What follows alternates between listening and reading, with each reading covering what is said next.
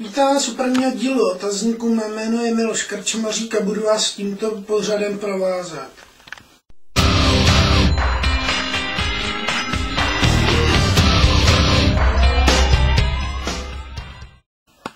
Chtěl bych přivítat dnes tady svého prvního hosta, herce, moderátora a generálního ředitele Českolipské televize pana Michala Kuthana. S panem Michalem Kuthanem se můžete setkat jako s moderátorem v pořadu Queer na našich internetových stránkách. Pan generální ředitel Michal Kuthan, dobrý večer. Dobrý večer.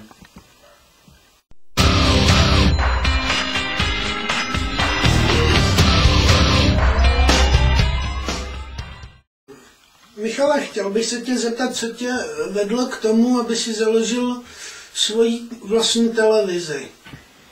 Ono to původně nebylo jako, že bychom zakládali nějakou televizi. My jsme původně chtěli jenom točit seriál, který by se na internetu mohl vysílat, konkrétně na Stream.cz. Ale pak z toho vyplynulo, že bychom to mohli vysílat na vlastních stránkách pod vlastní záštitou a jako pod vlastním štítkem, jako naší televize. Ten seriál, pokud se nemýlím, se jmenoval Hollyoaks Czech. Kde si na něj vzal inspiraci, na kterém kanálu, nebo tak nějak to tě napadlo jen tak, nebo? Ten nápad byl díky čtvrtému kanálu britskému For British Channel, kde ten seriál běží normálně i v tuhle dobu. A tam ho už vysílají nějaký ten pátek, no. Tak jsme ho trošku opajcili, když to řeknu takhle. A myslím si, že to dopadlo docela dobře. Filmové složení tohoto seriálu bylo jaké, jestli to není tajemstvím, a kolik tenhle seriál stál a jestli se vůbec dotočil nebo nedotočil? Myslíš jako štáb, jako nebo herci? Štáb, herci, všechno. Měli jsme docela početné obsazení, jo, co se týče herců. Jenže kvůli komplikacím, které se nám vyskytly v našich řadách, tak jsme bohužel ten seriál nějak nedotočili. Máme první, druhou část, ale ještě to není zcela hotový. Kvůli tomu, že pár našich hereček a herců dělali nějaké problémy, obtíže, byly tam nějaké intriky mezi náma, tak jsme bohužel ten seriál, tenhle projekt museli odvolat. No. Když jsi mluvil o první a o druhé řadě, že už máte natočenou, kdy diváci by mohli vidět první a druhou řadu prozatím na internetu? Plánovalo se, že se to začne vysílat od ledna. To byl první námět. Potom se teda usneslo jakože spíš ten únor, aby jsme to stihli všechno do toho, takže snad v únoru by mohli naši diváci na našich internetových stránkách nebo na streamu vidět první díl. A teda doufám, že budeme nějak úspěšně pokračovat dál. Plánujete do budoucna rozšířit nějak svůj štáb, tím myslím promo akce, castingy, já nevím, nějak se na veřejnosti ukázat, ale pokud se nemýlím, tak jste měli v plánu dělat i Silvestra, kdy Českolipská televize zahájí své vysílání, což bylo z 31.12.2008 na 1.1.2009. Uskutečnili jste tento pořad nebo ne? Akce proběhla, pořad se úspěšně odvysílal, dokonce nám zvednul sledovanost.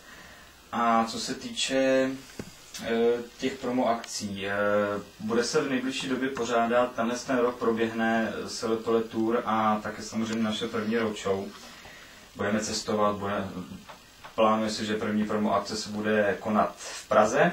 Zatím nevíme, který objekt, ale už to je všechno dohodlý. Máme už zajištěného produkčního, kterýho jsme teda hledali už nějaký ten pátek strašně dlouho. Podařilo se nám ho sehnat a díky tomu my budeme úspěšně takhle se prosazovat na mediální scéně. Když mluvíš o mediální scéně, už máš nějakou tu trasu vymyšlenou, kudy byste mohli projíždět? To je furt v dohadách. To zatím nemůžu takhle, to jsou samé spekulace. Zatím se přesně neví, kudy bychom mohli jet, kam a kde by se to mohlo pořádat, ale roadshow by oficiálně měla začít v Praze. Nikoli v České Lípě, ale v Praze. Pokud se nemýlím, tak kdo vám dělá produkčního? Pan Lukáš Rejmon z internetové televize Stream nebo někdo jiný? Já se musím dohodnout teďka s panem Lukášem Rejmonem na nějaký kooperaci. Doufám, že to vyjde. Doufám, že se nám podaří ho přesvědčit, aby nám pomohl s tím, protože on už přece jenom je osoba mediálně známá. Teda aspoň pro nás, nevím jak pro diváky. A na těch internetových stránkách celkem exceluje. Takže pan Lukáš Rejmon bude rozhodně první člověk, který ho hodlá Českolipská televize oslovit. Chtěl jsem se tě zeptat, když jsou na silnicích ty nehody a vlastně malí děti chodí ze školkou, tak jsem se chtěl zeptat, jestli Českolipská televize se bude nějak angažovat v bezpečnosti pro děti, nějakou zábavnou formou. Ten návrh padnul. Nemůžu říct, že ne. Ten návrh padnul. Zatím nevíme, jak to budeme situovat, jestli nějakýma akcema reklamníma nebo nějaký, já nevím, akce vůbec. Jestli se budou pořádat takhle republikově. Ale doufám, že se nám to podaří to nějak dát dohromady a zatím to jsou spekulace taky. Všechno na papíře a teď se očekáváme, až přijde hlas z veřejnosti. Pokud tady dobře koukám, tak mý důvtipuplní a kolegové a kamarádi mi zjistili, že Českolipská televize by se snažila natočit i svůj první film, který se bude jmenovat Cosa Nostra La Mafia. Ano, je to tak. Objevilo se to na internetu, dali jsme zprávu, že něco takového bude, plánuje se to na srpen tohoto roku, ale zatím nevíme, jak bychom to mohli situovat. Ten scénář se staví, teprve je v řešení a uvidíme, jak se to všechno vydaří, no, protože, jak říkám, většina našich projektů je teďka na papíře. Takže všechno jsou zatím spekulace a dohady. Teda nevím, jako odkud jste se to dozvěděl, tak jako informace máš teda dobrý, ale už jako to můžeme oznámit veřejnosti, připravuje se film, děláme na tom, jak my vypumíme a scénář, ten se bude řešit teďka a v srpnu bychom to mohli odvysílat, když se nám to podaří všechno zvládnout. Řekneš nám aspoň, o čem ten film předběžně bude. Já jsem slyšel, že by to mělo být o mstě mladého chlapce, kterému zabili vlastně mafiáni otce, protože on se nějak spolčil s policií a tak dále a tak dále. K tomu já se Mildo vyjadřovat nebudu, protože říkám, je to v řešení, já nechci odradit naše internetové televizní diváky, aby jako, jo, ten film, já už vím, o čem to bude a tohle, tak už to nemusím se na to koukat a vím, jak to dopadne. Ne, já se k tomu vyjadřovat nebudu, nebudu na to bez odpovídat, protože, jak říkám, ještě je všechno pod pokličkou a top secret, jo. Vrátím se zpátky k seriálu Hollyoaks.